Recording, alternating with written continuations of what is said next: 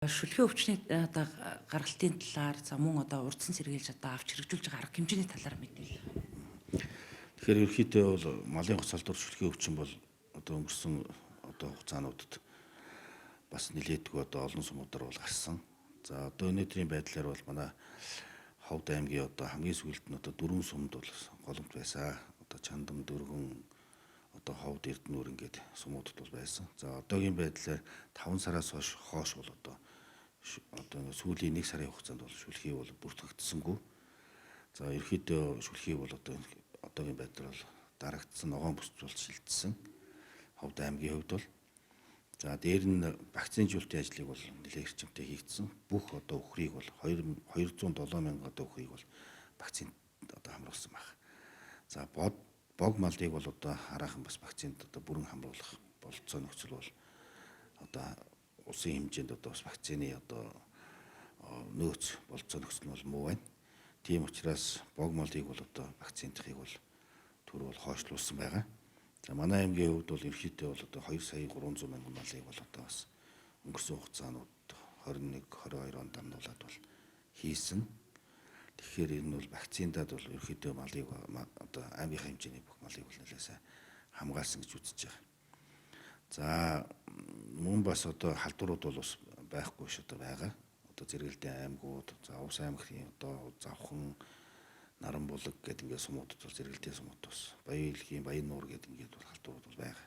Тийм учраас манай ард иргэд бол аль болох малын шилжилт хөдөлгөөнийг л одоо хоригуулж хязгаарлах хэрэгтэй. Ер нь бол одоо аль болох одоо гадагшаа мал гаргахгүй, гаднаас мал авахгүй байх тал дээр л одоо онцгой анхаарч ажиллах хэрэгтэй. Дээр нь одоо ганц шүлхий хийхгүйгээр одоо үхрийн арьсны товруутах өвчин, за бог малын мялцсан өвчин, за ингээд одоо бас цэцэг өвчин гэдэг одоо гоц халдварт өвчнүүд бол одоо бас дарахад бол улсын хэмжээнд бол зүүн одоо бүсийн хэмжээнд бол байгаа.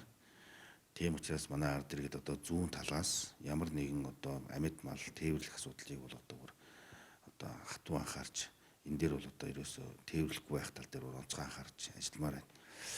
За хэрвээ одоо тээвэрлэх барих одоо зайлшгүй одоо ийм шаардлага гарах юм бол заавал одоо малын язд манайд бол мэдэгдэх хэрэгтэй. Харьяа тухайд цаад одоо дүүрэг аймагаас бол заавал гарал үүслийн бичиг авах хэрэгтэй. Одоо ингэхгүйгээс болж одоо бид нар энэ одоо орон нутгийн Ховд аймгаа одоо бас ингээд тэр айхтар одоо залдварт өвчнүүдэд одоо хамруулах вэ гэдэг ийм зүйлийг бас ард иргэдэд хандаж хэлмээр байна. Ер нь бол одоо за шүлхий тайван болчлоо, Ховд аймаг ногоон бүс шилжчихлаа. За сүүлийн одоо 1-2 сар одоо ямарч байсан одоо халдвар гарсангүй гэж ингэж тайвшрах асуудал бол одоо биш ээ. Ер нь бол энэ малын хөдөлгөөнийг л одоо хийхгүй байх тал дээр онцгой анхаарах хэрэгтэй. Зүүн аймагуудаас Төв аймаг, за Хинтээ ер нь бол одоо ингээ өөр Баян хонгороос цааш аймагуудад бол малын хөдөлгөөн засгийн газрын одоо тогтоо шийдвэрээр 43 дугаар тогтоолоор одоо ерөөхдөө хоригдсон байгаа. За ингээ хоригдсон байх хэдий ч одоо баяр наадамд өгчөөдөг бас адууны шилжилт хөдөлгөөнийг бол манай улсууд бол хийж байна. Ялангуяа хулгайгаар бол маш их хийж. За хулгайгаар хийж ирээд энд ирээд баригдаад одоо тэгээд нэг 20 цэрмээрт орох барих асуудал бол бас иймэрхүү нөхцөл байдлууд бол үүсэж байна. Тийм учраас одоо энэ хулгаан тээвэр, хулгайгаар мал нааш цаас зөөх асуудлыг манай малны одоо худалдаа арилжаа хийдэг одоо чэнжүүд, маймаачид тийм ээ адуу зөөдөг улсууд бүр онцгой анхаармаар.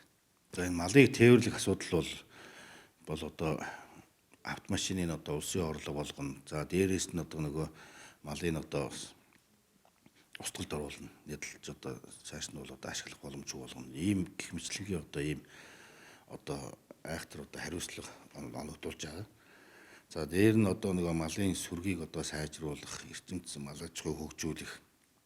За мөн одоо нөгөө үйлдвэр ухсааг сайжруулах чиглэлээр одоо бас зүүн аймагуудаас бог мол за тэгээд нөгөө хөгшил сайтай азар гадууч гэдэг юм уу тийм ээ. Ийм одоо юм зүйлүүдийг бол маш их хийж байгаа. За энэ асуудлыг бол одоо бас бүрэн зогсоосон байгаа. Ер нь бол одоо ойрын 2-3 жил бол энэ малын гоц халдварт өвчин гарсантай холбогдуулаад ямар нэгэн одоо тэр малын үрдэн селекцийн ажлыг сайжруулах үржлийн зорилтоор одоо малыг бол тээвэрлүүлэхгүй гэж байгаа. Тийм учраас манай ард иргэд бизнесмэнүүд, төсөл хөтөлбөрийн байгууллагууд, сум орон нутгийн удирдлагууд бол одоо энэ дээр бол онцгой анхаарал хандуулж ажиллах хэрэгтэй. Хэрвээ одоо энэ гоц халдвар гарсан үед зориудаар одоо үржлийн зориулалтаар үржил ухсаа сайжруулах, малын чанар сайжруулах нэрийтлэр баахан одоо мал авчирч одоо ингэж одоо сүрэгт нийлүүлдэг асуудал бол энэ бол одоо хоригдсан байгаа. За ингээд ер нь бол энэ шилжилт хөдөлгөөнтэй холбоотой хяналтын постууд бас одоо ажиллаж байгаа. За манай аймгийн дээр бол одоохондоо хяналтын пост бол хараахан одоо гараагүй байгаа. Ер нь бол Баян Хонгор аймагт, Өвөр хангай, Төв аймагуудын хяналтын пост, за Арангай, Завхны постууд бол одоо маш хатуу ажиллаж байгаа. Тийм учраас тэр постуудаар саатуулгадаж, баригдаж одоо тийм одоо эдийн засгийн одоо охирол амсгүй гэдгийг л бас ард иргэдэд бас хэлмээр байна.